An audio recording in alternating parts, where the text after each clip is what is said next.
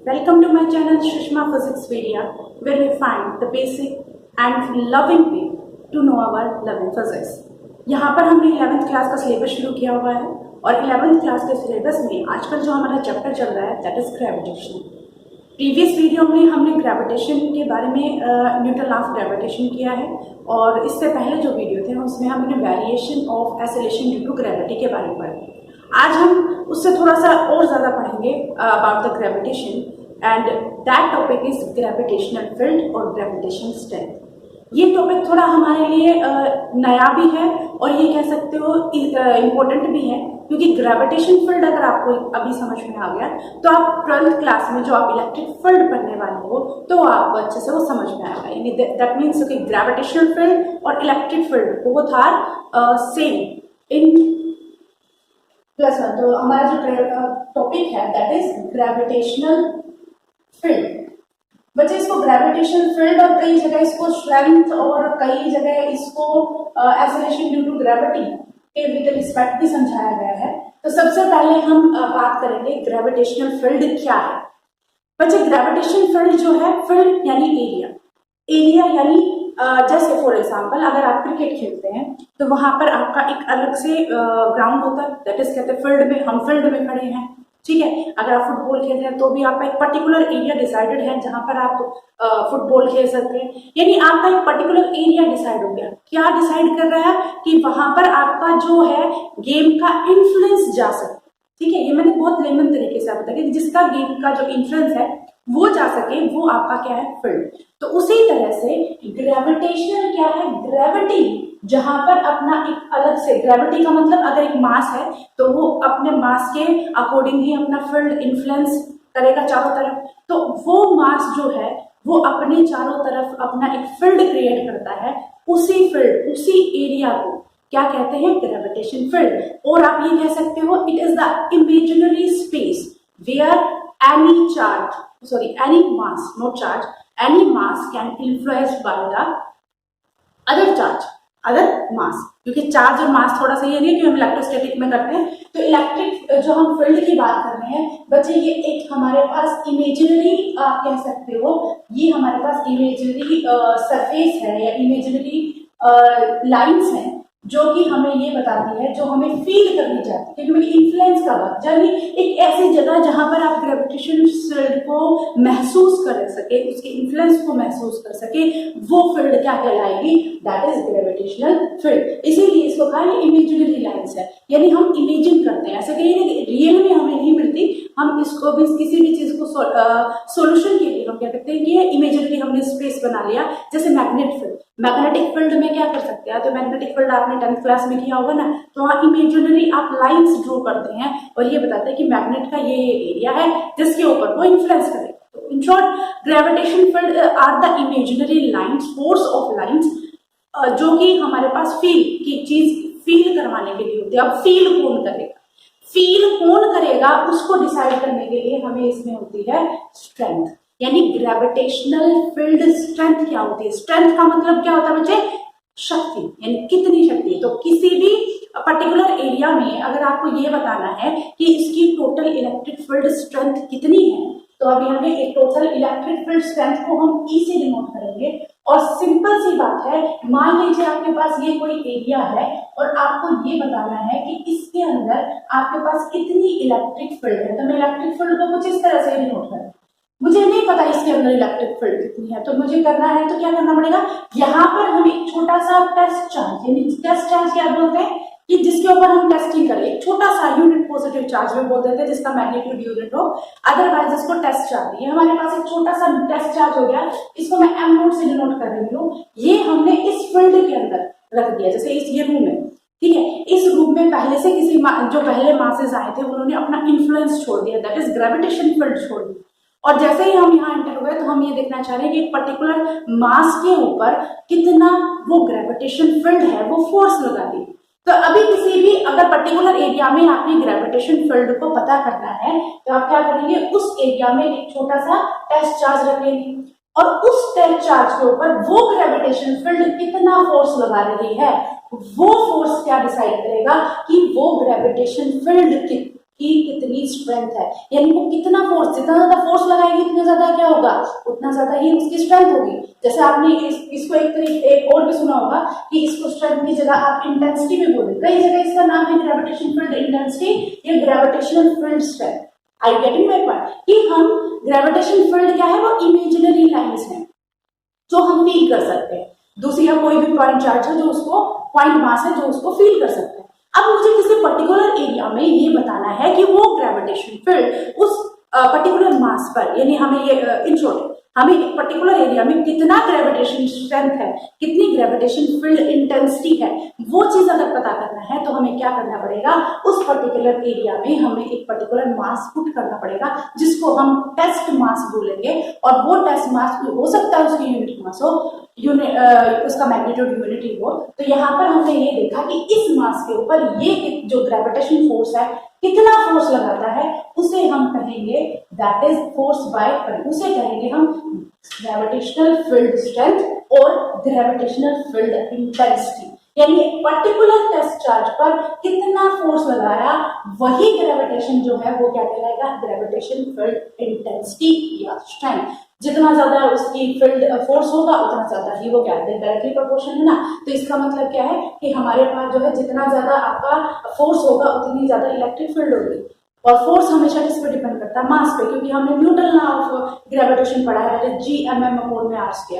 ये मास पे डिपेंड है, मास बड़ा होगा तो फोर्स ज्यादा होगा, फोर्स ज्यादा होगा तो उसकी फील्ड ज्यादा होगी। मान लीजिए एक आपके पास फोर्स है m, और सॉरी पॉइंट है, ऑब्जेक्ट है m मास का और एक है 20 मास, ठीक है। तो 20 वाला ज्यादा इलेक्ट्रिक फील्ड करेगा क्योंकि उसकी स्ट्रेंथ ज्यादा है। तो आप इसको यहाँ से भी कोरिलेट करके पढ़ सकते हैं, इस तरह भी समझ सकते हैं कि जिसका मास ज्यादा होगा तो उसकी फील्ड ज्यादा होगी, जिसकी फील्ड ज्यादा होगी तो उसका फोर्स ज्यादा होगा, ठीक है। तो यहाँ पर हमने क्या किया, जानने की कोशिश की कि इलेक्ट्रिक फील्ड स्ट्रेंथ क्या है, तो force per unit mass per unit mass. यहाँ से अगर हम बात करें इसकी डायरेक्शन क्या होगी, बच्चे डायरेक्शन उसकी वही होगी जो कि डायरेक्शन होगी डायरेक्शन ऑफ फोर्स, यानी ई की वैल्यू, ई की वही डायरेक्शन होगी क्योंकि एक वेक्टर क्वांटिटी आपको दिख रहा है, this is a vector quantity, और इसकी डायरेक्शन वही होगी जो कि डायरेक्शन ऑफ अप्लाइड फोर्स, यानी ग्रेविटेशन फोर्स कितना उसके ऊपर फोर्स लगा रहा है वही उसकी डायरेक्शन होगी। अब बात करते हैं कि अगर मान लीजिए हमारे पास जो है ग्रेविटेशन फोर्स, इसकी यूनिट की बात करते हैं। यूनिट अगर करें तो फोर्स को हम न्यूटन में करते हैं और मास को हम किलोग्राम में करते हैं। तो ये हमारे पास जो यूनिट होगी दैट इज न्यूटन पर किलोग्राम, क्लियर। अब इसके अलावा हम न्यूटन को अगर करें, न्यूटन हमारे पास होता है force into mass into acceleration, तो ये हो जाएगा किलोग्राम मीटर पर सेकेंड। तो अगर मैं न्यूटन की जगह पुट करूं दैट इज किलोग्राम मीटर पर सेकेंड स्क्वायर और डिवाइडेड बाय हमारे पास किलोग्राम हो गया। अगर मैं इसको नीचे करूँ तो किलोग्राम से किलोग्राम, तो इसकी भी unit same as that of acceleration. तो कई जगह इसको as a acceleration due to gravity की टर्म में भी कहा जा सकता है। इन कंडीशन में जब हमारा पॉइंट जो है सरफेस ऑफ अर्थ हो और जो डिस्टेंस हमने ले रखी है वो डिस्टेंस क्या हो, रेडियस ऑफ अर्थ के बराबर, वो भी हम आगे डिस्कस करेंगे। बट फिलहाल आपको ये चीज समझ में आनी चाहिए कि इलेक्ट्रिक फील्ड स्ट्रेंथ क्या है, कि किसी पर्टिकुलर यूनिट मास के ऊपर इलेक्ट्रिक फोर्स या जो आपका मास के ऊपर जो ग्रेविटेशन फील्ड है वो ग्रेविटेशन फील्ड कितना फोर्स लगा रही है वो आपका क्या होगा, इलेक्ट्रिक ग्रेविटेशन फील्ड स्ट्रेंथ, ठीक है। अब इसके बाद देखिए मान लीजिए हमारे लिए थोड़ा सा करके देखते हैं। मान लीजिए आपके पास कोई भी एक रूम है, उसके अंदर एक कोई टेस्ट चार्ज रखा है जिसका मास है 10 kg, ठीक है। और इसके ऊपर जो फोर्स लगा रही है ना, वो ऑब्जेक्ट जो ग्रेविटेशन फोर्स लग रहा है वो 40 न्यूटन है, ठीक है। अब क्या आप इसको देख के आप ये बता सकते हैं कि ग्रेविटेशन फील्ड स्ट्रेंथ कितनी है, क्योंकि ग्रेविटेशन फील्ड स्ट्रेंथ अभी हमने पढ़ी है, या जो ग्रेविटेशन फील्ड इंटेंसिटी है उसको देखिए, फोर्स जितना लग रहा है कितने मास के ऊपर लग रहा है उसको डिवाइड कर दीजिए। फोर्स अपना 40 न्यूटन लग रहा है 10 किलोग्राम के मास से, तो 4 ये हो गया न्यूटन पर किलोग्राम। यानी ग्रेविटेशन फील्ड क्या कर रहा है, ग्रेविटेशन फील्ड जो है पर्टिकुलर 1 किलोग्राम के ऊपर कितना फोर्स लगा रहा है, दैट इज 4 न्यूटन। ये 4 न्यूटन हमें, यानी हमें क्या पता चल गया कि उस एरिया जिस एरिया में आप बात कर रहे हैं वहां पर आपकी ग्रेविटेशन फील्ड की स्ट्रेंथ कितनी है। अब जितना भी मास आएगा उस हिसाब से आप कर देंगे। अगर 50 किलोग्राम का कोई मास आ रहा है तो तब आप पर किलोग्राम के हिसाब से आपके पास कितना न्यूटन फोर्स हो जाएगा या ग्रेविटेशन फील्ड हो जाएगी। इलेक्ट्रिक फील्ड स्ट्रेंथ हो जाएगी। तो ये मैंने जस्ट सिंपल सा आपको एक बताया कि किस तरह से आपको अगर नहीं पता है कि कहाँ ग्रेविटेशन फील्ड की स्ट्रेंथ कितनी है, by simply putting a unit test charge you can know how much the value of gravitation strength या gravitation field intensity। I think am I clear to you कि यहाँ हमने सिर्फ ये जानने की कोशिश की है कि किस तरह से ग्रेविटेशन फील्ड स्ट्रेंथ या ग्रेविटेशन फील्ड इंटेंसिटी हम नोट डाउन कर सकते हैं किसी भी पर्टिकुलर जगह पर, ठीक है, by the simple formula E is equal to F. मैंने आपको डायरेक्शन बता दी, जिस डायरेक्शन में आपका फोर्स होगा, ग्रेविटेशन फोर्स होगा, उसी डायरेक्शन में आपके पास क्या है, that is electric field intensity भी लगेगी। Sorry for the electric field, क्योंकि बच्चे हम बहुत ज्यादा बार इलेक्ट्रिक कर चुके हैं ना क्लास में, थोड़ा सा टंग ट्विस्टर सा हो रहा है। तो ये ग्रेविटेशनल फील्ड स्ट्रेंथ होगी, ठीक है। अब इसके बाद देखिए कि एक पर्टिकुलर मास पे अगर हम एक मास लेते हैं और उसके एरिया में या उसके फील्ड में हम ये देखना चाह रहे हैं कि पर्टिकुलर पॉइंट के ऊपर वो कितनी ग्रेविटेशनल फील्ड लगा रहा है, कितनी ग्रेविटेशन फील्ड इंटेंसिटी लगा है, not gravitation field. Gravitation field को हम कैसे, मैंने कहा था ना, इमेजिनरी है, तो ग्रेविटेशन फील्ड नहीं बोलेंगे, ग्रेविटेशन फील्ड इंटेंसिटी बोलेंगे या ग्रेविटेशन स्ट्रेंथ बोलेंगे। तो यहाँ पर मान लीजिए कि हमारे पास मास m है और मैं P पॉइंट पर ये देखना चाह रही हूँ कि इस मास m का कितना असर है इस P पॉइंट पे, या इन शॉर्ट अगर हम ये बोले कि इस P पॉइंट पर इस मास m का कितना ग्रेविटेशनल फील्ड स्ट्रेंथ है, ये हमें निकालना है। तो अगर मान लीजिए ये डिस्टेंस हमारे पास है r, ठीक है, ये डायरेक्शन इसकी r की डायरेक्शन की इसी तरह की वेक्टर क्वांटिटी है, r डिस्टेंस है। अब इस पॉइंट पे हमें देखना है, तो अभी हमने कहा है कि किसी भी जगह पर हमें ग्रेविटेशन फील्ड पता करना है, तो क्या करें, हम वहां पर एक छोटा सा क्या लगा देते हैं, एक छोटा सा मास टेस्ट चार्ज रख देते। मान लीजिए मैंने वो टेस्ट चार्ज क्या रख दिया, एम नोट यहाँ रख दिया, ठीक है। देखिए बच्चे, एम नोट जो टेस्ट चार्ज मैं बार बार बोल रही हूँ ना, वो टेस्ट चार्ज बहुत छोटा होता है, इसलिए इसको टेस्ट करने के लिए टेस्ट चार्ज उसका मैग्नीट्यूड बहुत कम होता है। क्यों कम होता है कि अगर इसको हमने बढ़ाया गया तो उस केस में ये भी तो अपनी ग्रेविटेशन फील्ड को प्रोड्यूस करवाएगा, तो ग्रेविटेशन फील्ड जो हम नोट करने जा रहे हैं तो वो इन्फ्लुएंस हो जाएगी। इसीलिए हम इसको क्या करते हैं, कम से कम रखते हैं, ताकि इसकी जो ग्रेविटेशन फील्ड स्ट्रेंथ है वो कम से कम है, ठीक है। तो यहाँ पर हमारे पास जो टेस्ट चार्ज है उसका जो मैग्नीट्यूड है वो बहुत हम कम से कम करते हैं।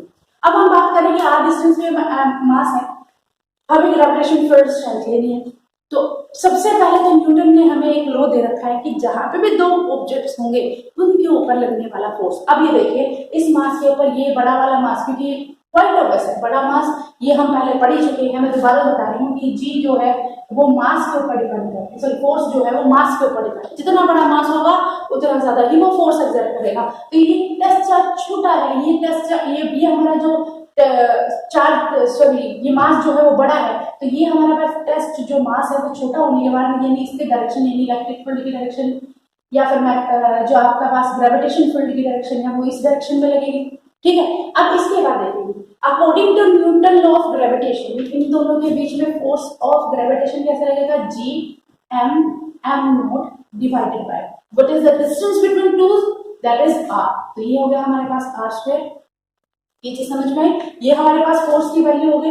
अब हमें क्या बताया, मुझे तो ग्रेविटेशन फील्ड स्ट्रेंथ चाहिए, ग्रेविटेशन फील्ड इंटेंसिटी चाहिए, तो उसके लिए हमने क्या है कि हमारे पास जो फोर्स है उसको हम उस टेस्ट मास से डिवाइड कर देंगे तो ग्रेविटेशन फील्ड बता देगा, तो ग्रेविटेशन फील्ड स्ट्रेंथ बता देगा। तो यहाँ पर अगर हम करें तो G M note divided by R square, M naught से इसको डिवाइड करेंगे तो ये हमारे पास आएगा जी एम अपॉन में आर स्क्वायर। तो इसका मतलब क्या है कि हमारे पास अगर हम जनरल फॉर्मूला करें तो हमारे पास इलेक्ट्रिक फील्ड ग्रेविटेशन फील्ड की जो बात आई है, ग्रेविटेशन फील्ड इंटेंसिटी की जो रेट आएगा फॉर्मूला वो आएगा जी एम अपॉन में आर स्क्वायर। यानी आपके पास एक सिंपल सा फॉर्मूला आ गया जिसकी हेल्प से आप क्या कर सकते हैं, ग्रेविटेशन फील्ड स्ट्रेंथ की वैल्यू को पता कर सकते हैं। अब देखिए बच्चे ये वेक्टर क्वांटिटी मैंने यहाँ लिख दिया जी एम अपॉन में आर स्क्वायर, तो ये तो सिर्फ मैग्नीट्यूड हुआ ना, मैग्नीट्यूड को हमें क्या करना पड़ेगा, इसको प्रॉपर वेक्टर बनाना, तो डायरेक्शन बताना है। तो डायरेक्शन मैंने क्या बताई थी कि आपके पास फोर्स की जो डायरेक्शन होगी ग्रेविटेशन फोर्स की, वही डायरेक्शन आपकी क्या है, that is gravitation field strength की भी वही डायरेक्शन होगी। तो ये फोर्स किसका दिया गया है, तो यहाँ पर आप क्या लिख सकते हैं, फोर्स टुवर्ड्स मास m। कैपिटल M जहां आपका फोर्स लगा रहा है, कैपिटल M का जो फोर्स की डायरेक्शन है, M की साइड जा रहा है ना, तो इसकी जो डायरेक्शन होगी वो टुवर्ड्स मास m होगी। कई जगह इसको इस तरह से लिख रखा है कि ये वेक्टर है, ये यहां से यहां है ना वेक्टर हमारा, तो यहाँ पर क्या है, ये इससे अपोजिट फोर्स जो है इससे अपोजिट है, तो जो आपका E की वैल्यू है that is equal to Gm/r²। तो आप इसको इस तरह से भी लिख सकते हो, माइनस साइन का मतलब यही है कि बिगर मास की साइड है, क्योंकि जो आपकी डायरेक्शन है वो अपोजिट है ना उससे, तो आप इसको Gm माइनस काउंटर कर लो, या फिर आप सिर्फ अगर ये बोलोगे तो ये भी डायरेक्शन को होता है। इन शॉर्ट हमें क्या करना है, हमारी जो स्ट्रेंथ है, ग्रेविटेशन फील्ड स्ट्रेंथ है, उसको हमें वेक्टर की तरह, यानी उसका मैग्नीट्यूड प्लस डायरेक्शन दोनों चीज हमें, जब हम न्यूमेरिकल करेंगे ना बच्चे, तो वहां पर डायरेक्शन बहुत इंपॉर्टेंट है, क्योंकि डायरेक्शन से ही हम जो है इलेक्ट्रिक इंटेंसिटी जो इलेक्ट्रिक इंटेंसिटी ग्रेविटेशनल इंटेंसिटी को हम ऐड कर सकते हैं, सब्ट्रैक्ट, वो सिर्फ ये देखते हैं कि वो डायरेक्शन कैसे हैं। तो यहाँ पर डायरेक्शन उतनी ही इंपॉर्टेंट है जितना कि ये मैग्नीट्यूड। ठीक है, तो यहाँ तक आपको आई थिंक समझ में आ गया कि किस तरह से हम क्या निकाल सकते हैं, that is gravitation field strength और ग्रेविटेशन फील्ड इंटेंसिटी। अब देखिए, ये तो हो गया हमने एक सिंपल वे से कि मास m की वजह से हमारे पास कितना मास आ गया, मास m की वजह से हमारे पास जो फील्ड है इंटेंसिटी वो कितनी आ गई। अब बच्चे देखिए, हमारे पास एक मास ये है m, एक मास ये है, तो ये इसको फोर्स खींचेगा, ये इससे खींचेगा, उसी तरह से ये है, आपस में क्या करेंगे, ये आपस में एक दूसरे को फोर्स लगाएंगे, एक तो ग्रेविटेशन फोर्स का है और इसके बाद इनकी इंटेंसिटी भी रहेगी। तो यहाँ पर अगर हम सुपर पोजिशन प्रिंसिपल, याद है हमने न्यूटन लॉ के बाद सुपर पोजिशन प्रिंसिपल किया कि एक मास के ऊपर नंबर ऑफ मासेस जो है वो अपना फील्ड लगा रहे हैं, उनके ऊपर जो फोर्स लगा रहे हैं उसको हमने क्या किया था, दैट इज वेक्टर सम। तो अभी हम जो न्यूमेरिकल करेंगे वो सुपर पोजिशन प्रिंसिपल के बिहाफ पे करेंगे, यानी ये मास इसको खींच रहा है, ये इसको कर रहा है, तो ये अब इक्वल एंड अपोजिट हो गए ना, तो सारी जगह इक्वल, अगर ये सारे मासेस सेम है तो ये हमारे पास क्या है, इक्वल एंड अपोजिट, हम एक दूसरे को कैंसिल कर देंगे, टोटल अपने एक दूसरे के ऊपर फोर्स क्या करेंगे, जीरो, और फोर्स जीरो है तो इंटेंसिटी क्या हो जाएगी, इक्वल टू जीरो, क्योंकि यहाँ पर हमारे पास फोर्स की वैल्यू है। चलिए मैं आपको एक न्यूमेरिकल करवा देती हूँ ताकि ये चीज आपको थोड़ा सा समझ में आ जाए। देखिए, हमारे पास एक मास है यहाँ पर, एक मास मान लीजिए यहाँ पर है, एक मास है, यानी मास तीनों सेम, ठीक है। अब आपको ये बताना है एट द सेंटर, देखिए सेंट्रल मास होता है, इसलिए यानी हमें ये बताना है कि इसके सेंटर पे, ये इक्विलेटरल ट्रायंगल है, इसके सेंटर पे टोटल ग्रेविटेशन फील्ड स्ट्रेंथ कितनी है। हमने सेम ही उसके अंदर किया था सुपरपोजिशन प्रिंसिपल के अंदर, कि हमने फोर्स बताया था सेंटर में कितना था और फोर्स हमारा जीरो आया था। तो वहां से अगर आपका दिमाग चल रहा है तो आप वहां से भी कर सकते हैं, बट यहाँ से हम इसको प्रूव कैसे करेंगे। देखिए, यहाँ पर ये जो मास m, ए पॉइंट मान लेते हैं, ये बी और सी, यहाँ पर मान लीजिए ये E1 के साथ खींच रहा है, ये इसको E2 है इसकी इंटेंसिटी, और यहाँ पर है E3। तो सेंटर पे यानी E1 plus E2 plus E3, ये तीनों चीज अपने आप को क्या करेंगी, जीरो, क्योंकि सेंटर के ऊपर फोर्स जीरो, तो जो आपकी स्ट्रेंथ है वो भी क्या हो जाएगी, जीरो। फिर भी ये जीरो क्यों है, इसको सोल्व कर देते हैं। देखिए बच्चे, हमारे पास ये हमारे पास जो स्ट्रक्चर है वो स्ट्रक्चर कुछ इस तरह से, ये इस डायरेक्शन में है, ठीक है। तो ये हमारे पास हो गया E1, ये हो गया E2 और ये हो गया E3।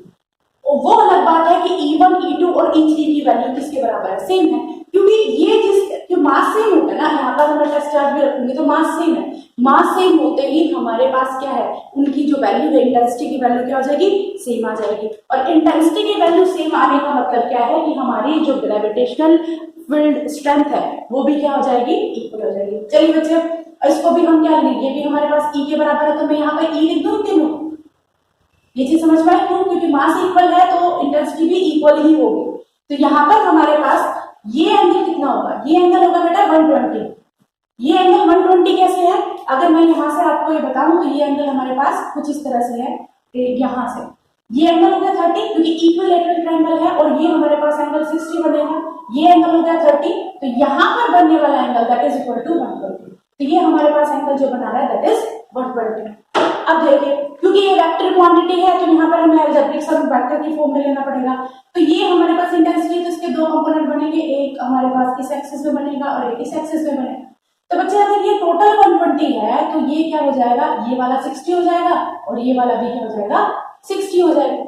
अब ये 60 है तो इस फोल्ड की वजह से इस डायरेक्शन में क्या आएगा, e cos 60, और इस डायरेक्शन में क्या आएगा, e sin ऑफ थीटा की जगह 60 रखेंगे और ये भी क्या हमारे पास 60 हो गया। इसी तरह से ये हमारा रिजल्टेंट है तो इसके दो वेक्टर ये यानी एक इस एक्सिस में बनेंगे और एक इसी एक्सिस में हमारे पास क्या बनेगा, e cos 60 और ये बनेगा e sin ऑफ 60। तो बच्चे देखिए इक्वल एंड अपोजिट एक दूसरे को क्या करेंगे, कैंसिल। चलो ये तो खत्म।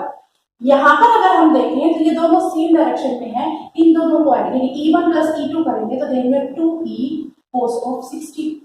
ठीक है, 2e cos ऑफ 60 का मतलब 2e cos 60 का मतलब 1/2 से तो ये e के बराबर हो गया। तो अब सिचुएशन क्या है, अब सिचुएशन है e ऊपर लग रहा है, e ही नीचे लग रहा है, इक्वल एंड अपोजिट। तो टोटल आप इसके सेंटर पे देखेंगे तो हमारी इंटेंसिटी क्या आ जाएगी, 0। देखिए हमने प्रूव कर दिया, इस मेथड से भी कर सकते हैं और फोर्स वाले मेथड से भी कर सकते हैं। ठीक है, तो यहाँ पर हमारे पास जो ग्रेविटेशन फील्ड स्ट्रेंथ है वो किसके बराबर आ गई, that is equal to 0। Similarly अगर मैं आपसे इस तरह से करूं कि हमारे पास एक स्फीयर है, मास हमारे पास हर कोने के ऊपर m है, ये साइड उसकी a है, what is the value at intensity at the centre. तो बेटा इसमें भी वही होगा, कैसी भी सिमेट्रिकल आपके पास स्ट्रक्चर है तो सेंटर पे जिसकी वैल्यू है इंटेंसिटी की दैट इज इक्वल टू 0। मैंने जनरलाइजेशन कर दिया इस चीज का कि आपका जो है सिमेट्रिकल अगर आपका स्ट्रक्चर है और मासेस आपके सेम है तो उस केस में जो सेंटर पे आपका जो इंटेंसिटी है, फोर्स सेम लगाएंगे, इंटेंसिटी आपकी उस हिसाब से क्या हो जाएगी, फोर्स अगर 0 है तो इंटेंसिटी भी 0 हो जाएगी। तो यहाँ पर मैंने आपको टर्म करके उसी तरह से आपके पास कोई भी सिमेट्रिकल स्ट्रक्चर है उसमें आप बता सकते हैं कि सेंटर के ऊपर वो सारे मिलकर total intensity that will B 0। I think ये चीज क्लियर होगी। हमने यहाँ सेम आंसर, अब एक और न्यूमेरिकल ताकि आपको थोड़ा सा और क्वेश्चन क्लियर हो जाए। यहाँ पर देखिए बच्चे, इसी को जो हमने अभी अभी लिखा है इसको हम थोड़ा सा और आगे करते हैं। जैसे मैंने आपके पास 3 मास बताया, ठीक है, ये तीनों मास हो, तीनों मास सेम है, ठीक है, ये आपस में सेंटर के ऊपर जो लगाते हैं वो सेम लगाते हैं। देखिए अब हमें देखना है कि ये दो मिलकर इसके यहाँ पर कितना फोर्स, ये फोर्स कितना लगा रहा है। देखिए ये इसके ऊपर फोर्स लगा रहा है, ये लगा रहा है, इसकी इलेक्ट्रिक फील्ड इंटेंसिटी ये इस डायरेक्शन होगी, इसकी इस डायरेक्शन में क्या होगी, ई।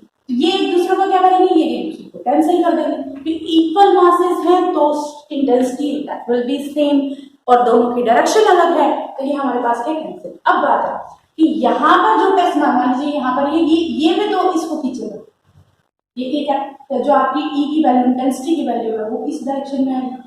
यानी अभी अभी हमने क्या किया कि हमारी जो इंटेंसिटी है E1, E2 and E3 that is equal to 0। तो E1 और E2 यानी अगर इसमें E1 मान लो उसको E2 मान लो, वो तो एक दूसरे को कैंसिल कर रहे हैं, but what about the E3 यानी जो थर्ड आपका जो पार्टिकल है वो उसको खींच रहा है, इस एक्सिस का रिप्रेजेंट है, तो वो कितना इलेक्ट्रिक फील्ड नहीं इंटेंसिटी लगाएगा, that is gravitation field intensity या स्ट्रेंथ लगाएगा उस पर्टिकुलर मास के ऊपर जो कि यहाँ पे प्रेजेंट।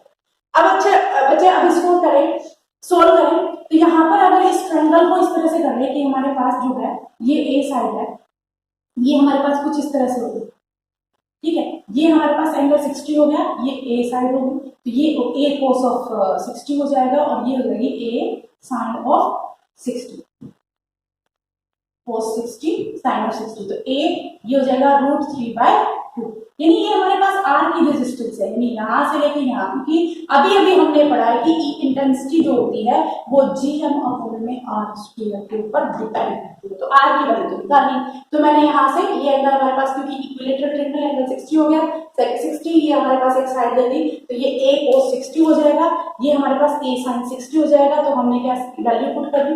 अब हमारे पास r की वैल्यू क्या आएगी बच्चे, r की वैल्यू हमारे पास आ गई a√3/2, ठीक है, पुट कर दे।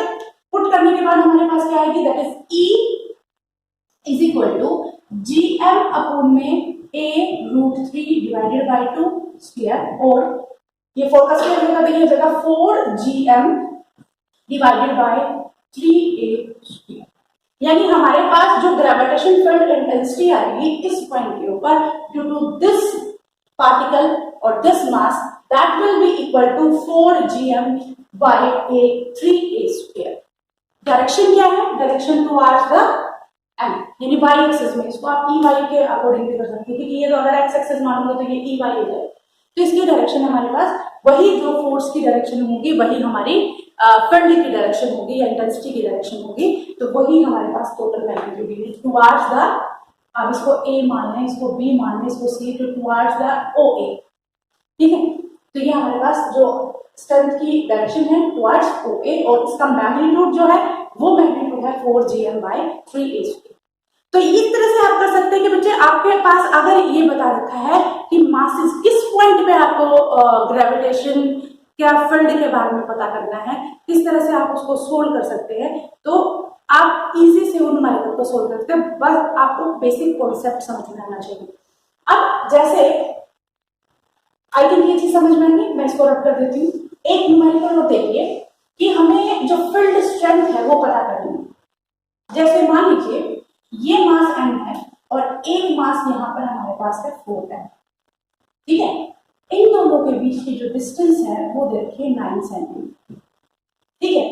अब ये तो हमें पता है कि फोर्स जो है डायरेक्टली प्रोपोर्शनल टू मास है, जितना बड़ा मास होगा उतनी ज्यादा ही वो ग्रेविटेशन फील्ड प्रोड्यूस करेगा, उतनी ज्यादा ही उसकी स्ट्रेंथ होगी, ठीक है। तो यहाँ पर आपके पास क्वेश्चन में कुछ इस तरह से दे रखा है कि आपके पास दो मासेस दे रखे हैं, एक का मैग्नीट्यूड m है और दूसरे का मैग्नीट्यूड 4m है। दोनों के बीच की जो डिस्टेंस है दैट इज 9 सेंटीमीटर।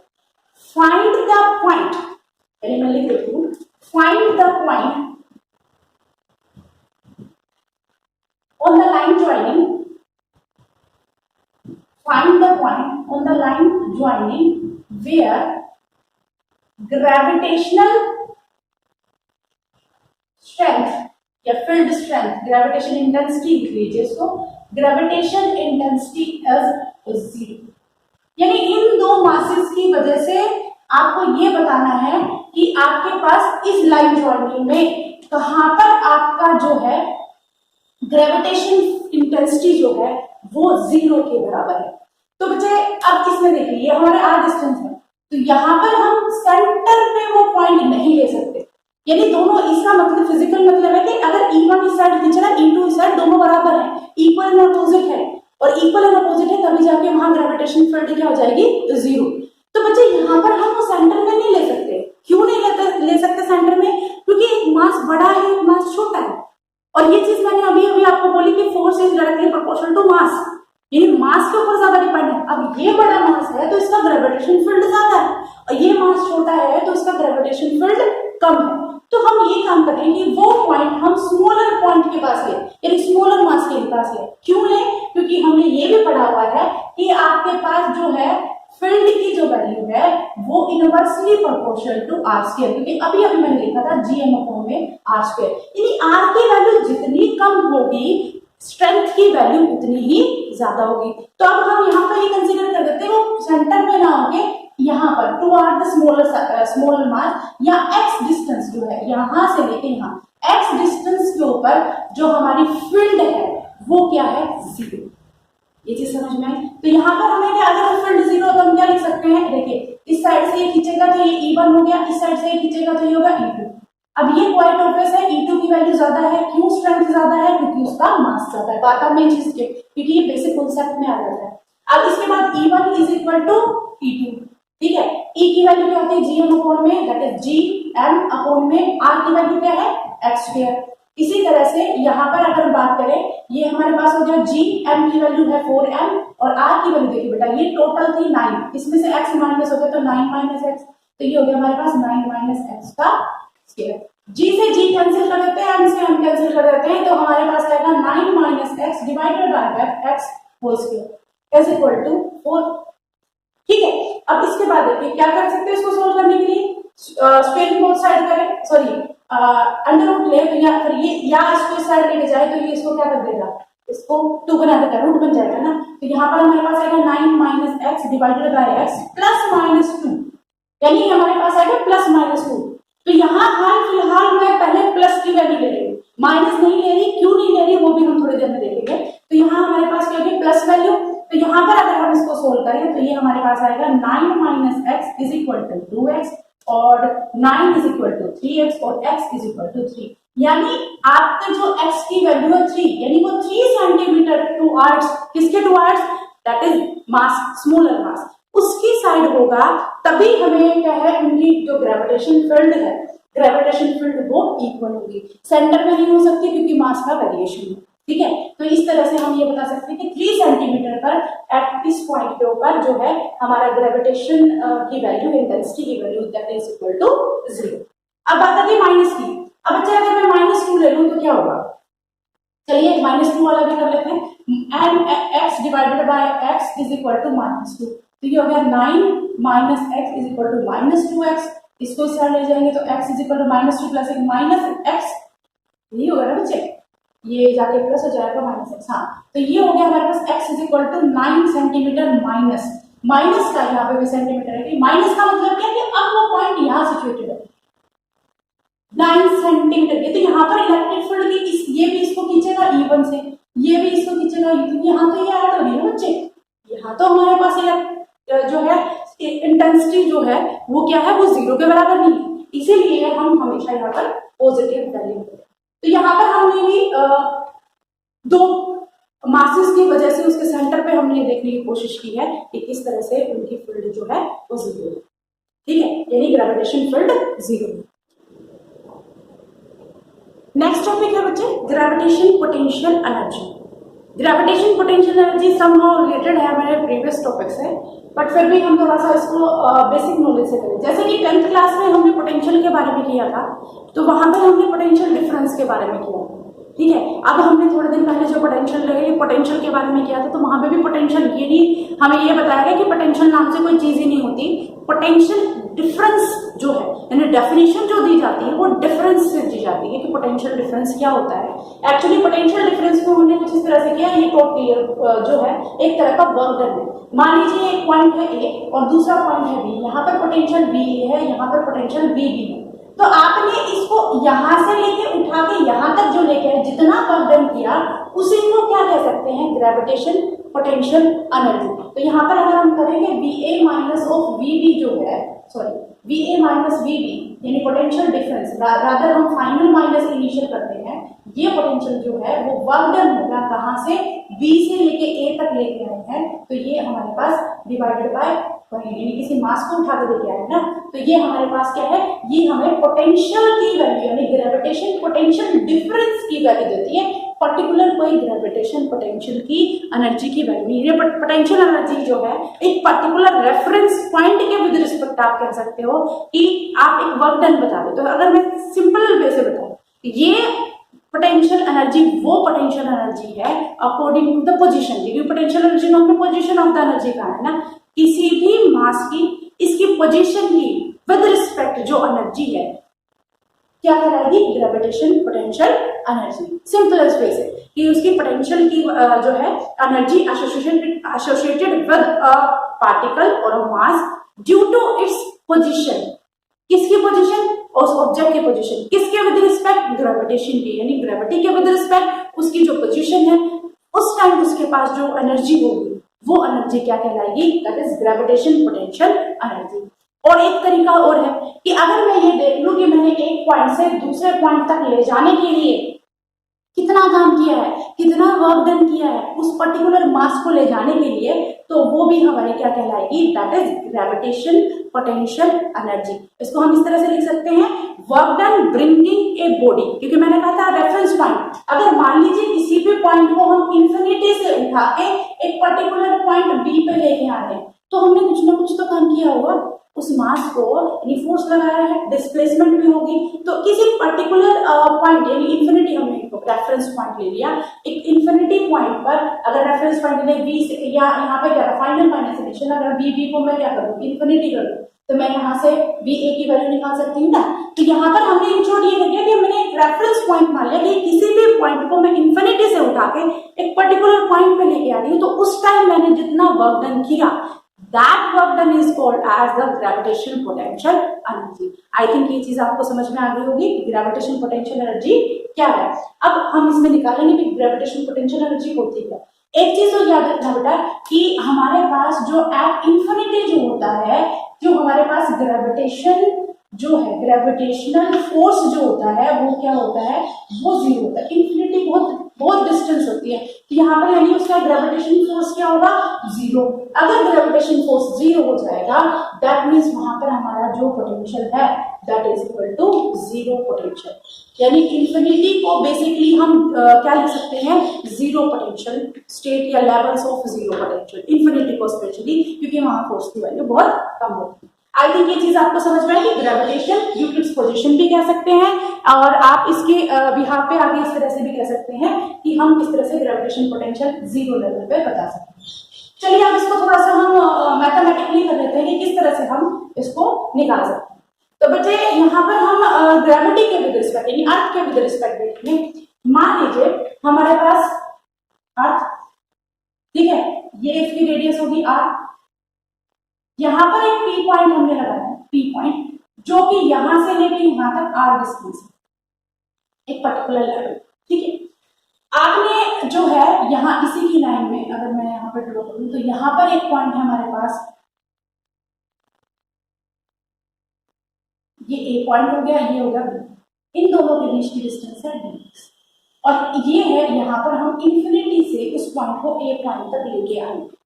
फिजिकल समझ में आ रहा है कि हमारे पास एक मास है जिसको हम इंफिनिटी से उठा के ए पे लेके आए, ठीक है, वो हमारा क्योंकि जीरो पोटेंशियल लेवल हो गया, यहाँ पे लेके आए, तो हमें सिर्फ ये देखना है कि इस अर्थ की ग्रेविटेशन फील्ड, फील्ड के अंदर हो गया ना, इमेजिनरी लाइन यानी इन्फ्लुएंस कर सकता है, तो यहाँ पर हमारे पास इस ग्रेविटेशन फील्ड में हमने इस ऑब्जेक्ट को उठा के ए से बी पे रख दिया, जो कि डिस्टेंस dx थी। तो अगर हमने किसी ऑब्जेक्ट के ऊपर फोर्स लगाया है और फोर्स लगाया है, तो उसकी वजह से क्या होता है, डिस्प्लेसमेंट होता है, वो डिस्प्लेसमेंट हमारी dx हो गई, ठीक है। तो वहां पर हमारे पास टोटल वर्क डन यानी हम टोटल वर्क डन निकाल सकते हैं। अगर मैं इस छोटे से पॉइंट का वर्क डन यानी ए से लेके बी तक का पॉइंट वर्क डन निकाल लूं, ठीक है, तो मैं इंफिनिटी से लेके पी तक का भी तो निकाल सकती हूँ। यानी एक हमें पर्टिकुलर वर्क डन पता चले कि छोटे से एरिया का छोटे से डिस्टेंस का हम टोटल वर्क डन देख लें, ठीक है, कि वहां से लेके वहां तक लेके तो कितना वर्क डन किया, तो हम उन टोटल का भी पता कर सकते हैं बाय इंटीग्रेशन, क्योंकि हमने हम बहुत अच्छे से कर रखा है। तो यहाँ पर सबसे पहले अगर हम देखें, हमारे पास ये पॉइंट हमने क्या पढ़ा, फोर्स लगेगा, यानी हमारे पास ये अर्थ हो गया, उसका सेंटर पे हमारे मास m हो गया, मान लीजिए इसका मास m है और ऑब्जेक्ट का मास स्मॉल है, देखो फोर्स के according to Newton law of gravitation Gmm upon में किसके बराबर होगा। अब बच्चे इसमें एक चीज देखिए, यहां से अगर मैं देखूं कि ये डिस्टेंस जो है ये मैं मान लेती हूँ x, इसके सेंटर से x डिस्टेंस होगी। फोर्स क्या होता है, दैट इज Gmm अपॉन में डिस्टेंस, यानी वो पार्टिकल जब a पे है तो इसकी डिस्टेंस क्या होगी, x की। ये चीज समझ आए, यानी हमारे पास फोर्स इतना लग रहा है। अब हमें क्या निकालना है कि मुझे a से b तक लेके आए तो डिस्टेंस कितना था, dx। तो यहाँ पर मुझे वर्क डन बताना है, और हमें पता है वर्क डन होता है फोर्स इनटू डिस्टेंस। अब डिस्टेंस हमारी क्या है, dx, तो वर्क डन भी क्या होगा, स्मॉल ही होगा, ठीक है। तो टोटल वर्क डन, क्योंकि वही वर्क डन हमारा ग्रेविटेशन पोटेंशियल एनर्जी को ही बताएगा, तो यहाँ पर हम कह रहे हैं work done that is equal to f into dx, clear. अब इसके बाद f की वैल्यू पुट कर दें, f की वैल्यू देखिए Gm divided by x square into dx। अब tw ये हो गया हमारे पास, मुझे तो टोटल वर्क डन चाहिए। टोटल वर्क डन क्या कहते हैं, integrate both side, integrate both side. अगर मैं बोथ साइड इंटीग्रेट कर दूंगी तो मेरे पास क्या आएगा, चलिए इंटीग्रेट करते हैं, ये कम से कम 0 हो सकता है, मैक्सिमम से मैक्सिमम, इसको मैं w एक बाद में यूं बना देंगे, ये bw हो गया इज इक्वल टू, इसके बाद देखिए हमारे पास इंटीग्रेशन ऑफ Gmm अपॉन में x स्क्वायर dx। यहाँ पर लिमिट है, यानी जहां का जो लिमिट पुट करेंगे वो बहुत इंपॉर्टेंट है। ऑब्जेक्ट कहां से आ रहा है, ऑब्जेक्ट आ रहा है इंफिनिटी से, क्लियर, और वो कहां पे खत्म हो रहा है, यानी वो कौन सी डिस्टेंस पे आके खत्म हो रहा है, वो r डिस्टेंस पे आके खत्म हो रहा है, ठीक है। तो यहाँ पर हमारा जो ऑब्जेक्ट है वो कहां पे खत्म हो रहा है, दैट इज वो इन्फिनिटी से आ रहा है और वो आर डिस्टेंस पे उसे, यानी हम इन्फिनिटी से उठा के देखो यहाँ पी पॉइंट तक, यही तो देखना चाह रहे हैं कि पी पॉइंट तक लाने में तो ग्रेविटेशन का फील्ड कितना इसके ऊपर काम करेगा। तो यहाँ पे ये लिमिट समझ में आ गई। अब इसके बाद क्या है, इनको इंटीग्रेट कर दीजिए, डब्ल्यू का डी डब्ल्यू का बनेगा W, G M M constant है, बाहर निकाल लीजिए जी एम एम, इसका इंटीग्रेशन एक्स की पावर -2 dx, इंटीग्रेशन अच्छे से कर चुके बच्चे। इसके बाद हमारे पास क्या है, हम इसको लिखेंगे जी एम एम, ये इंटीग्रेशन ये हो गया आर। इसको सोल्व करेंगे तो बच्चे हमारे पास आएगा +1 -1, ऐसे करते ना, +1 -1, तो क्या हो जाएगा एक्स की पावर -1 माइनस, तो -1/x आएगा बच्चे हमारे पास, ये इंफिनिटी से ही हो गया आर। ये चीज समझ में आई, यानी हमने इसको इंटीग्रेशन किया तो इसकी पावर में 1 ऐड कर देते, उसी से इसको डिवाइड कर देते, ठीक है। इंटीग्रेशन बहुत अच्छे से कर रखा है हमने। इसके बाद देखिए हमारे पास W की वैल्यू आएगी, माइनस को बाहर निकाले, नहीं पहले एक बार देख लेते हैं, G M M limit put करते हैं तो हमारे पास क्या करते हैं, upper limit minus lower limit. Upper limit क्या है -1/r, लोअर लिमिट क्या है, इसको माइनस करना है तो +1/∞, 1/∞ होता है बच्चे 0, तो सबको बताइए, ठीक है। तो हमारे पास टोटल वर्क डन किसके बराबर आएगा, जी एम एम अपॉन में आर, दैट इज माइनस, ये हमारे पास टोटल वर्क डन आ जाएगा। इसको बच्चे यू से, जैसे मैंने यूनिट लिया, ये हमारा ग्रेविटेशन पोटेंशियल आएगा, जी एम एम अपॉन में आर, ये हमारे पास पोटेंशियल आ जाएगा, ग्रेविटेशन पोटेंशियल।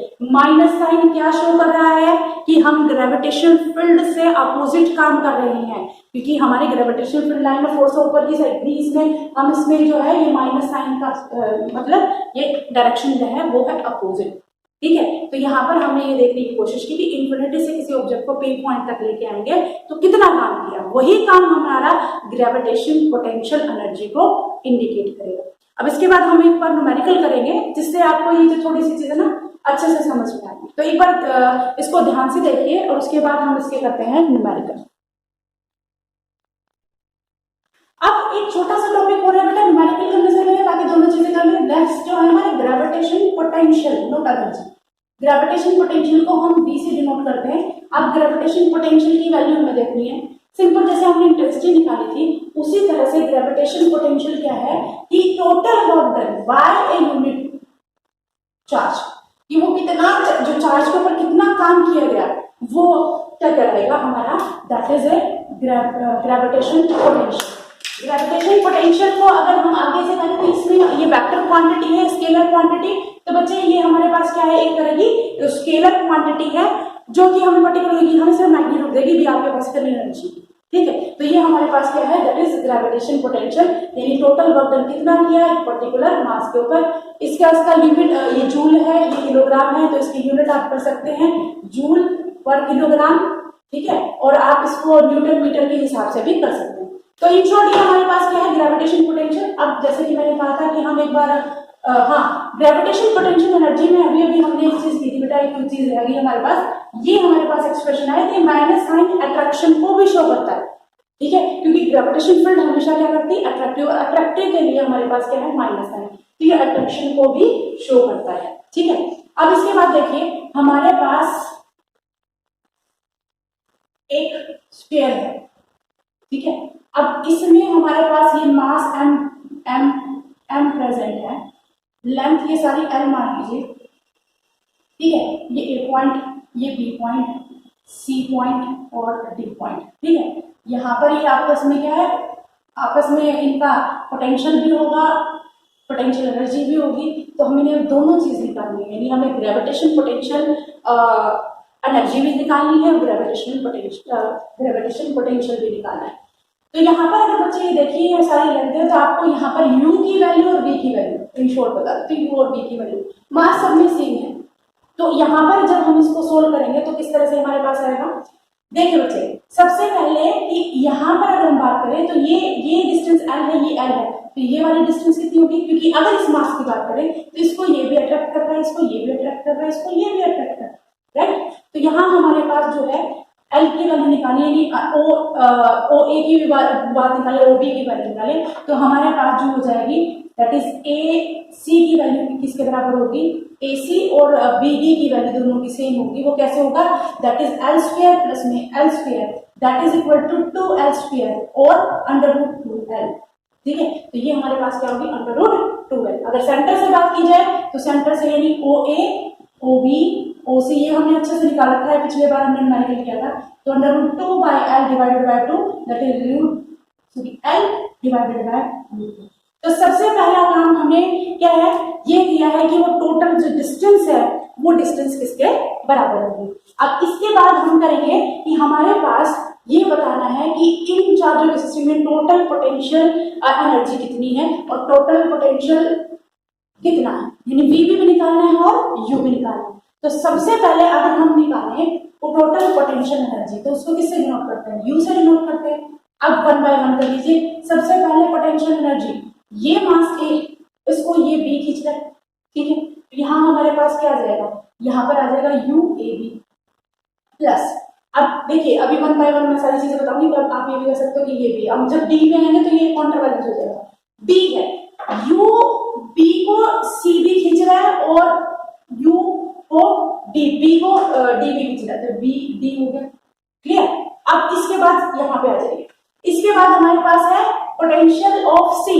सी को बच्चे देखो, सी ये डी के बाद सी डी हो गया, ठीक है, और फिर उसके बाद सी से ए बी है, तो ये सी से ए बी हो गया, और तीसरा यू डी ए हो गया। यानी टोटल पोटेंशियल अगर हम बात करें तो ये टोटल पोटेंशियल हमारे पास कुछ इस तरह से आ गया, दैट इज ए है, ए को बी कर रहा है, दूसरा अगर बात करें बी को सी कर रहा है, और बी को साथ ही हमारा जो डी पॉइंट पे मास प्रेजेंट है वो कर रहा है, और साथ ही हमारे पास ये दोनों हो गए। सी पॉइंट के ऊपर जो प्रेजेंट है, सी के जो है सी डी वाला भी है, ठीक है, डी के ऊपर ये बी वाला भी और ये वाला।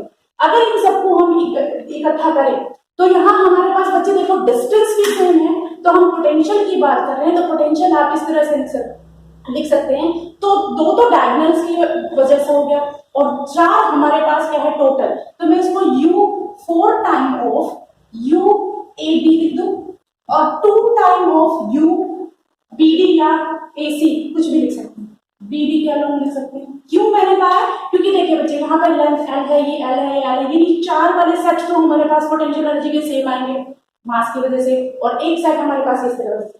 अब डायरेक्टली हमें पोटेंशियल की वैल्यू पुट करनी है, तो पोटेंशियल की एनर्जी हमें क्या है 4। पोटेंशियल का भी अभी हमने फॉर्मूला क्या निकाला था, that is G M M upon में एल, तो ये होता है जी एम, मास तो सेम है, एम एम अपॉन में एल माइनस साइन, ये चीज निकाली थी बच्चे अभी जस्ट, ठीक है। इसके बाद हमारे पास क्या है 2, ये हमारे पास हो गया डायगोनल की वजह से, तो देखिए दैट इज 2 हमारे पास, चलिए कोई यहाँ पर हमारे पास आ जाएगा जी एम एम। डिस्टेंस कितनी बचे, डिस्टेंस हमने अभी निकाली थी अंडर रूट 2 इंटू एल, इसका हो गया। अब इसको जब हम सोल्व करेंगे तो हमारे पास किस तरह है 2gm और ये एल, इसका हम कॉमन निकालेंगे। कॉमन निकालने के बाद हमारे पास यहाँ पर इसकी जो वैल्यूज हैं gmm और 2 कॉमन निकाल लीजिए, तो हमारे पास gmm डिवाइडेड बाय एल, ये कॉमन निकल गया, साथ में 2 भी निकाल लेते हैं, तो यहाँ पर 2 बचेगा, ठीक है, -2, ये -2 हो गया। यहाँ पर भी ये बचे, क्योंकि इसमें साथ माइनस आएगा, माइनस कॉमन ले लो तो ये क्या हो जाएगा 2 और ये हो जाएगा +1। तो ये हमारे पास एल की वैल्यू अगर आपको गिवन है तो ठीक है, नहीं तो ये हो जाएगा gmm अपॉन में 3 इंटू एल।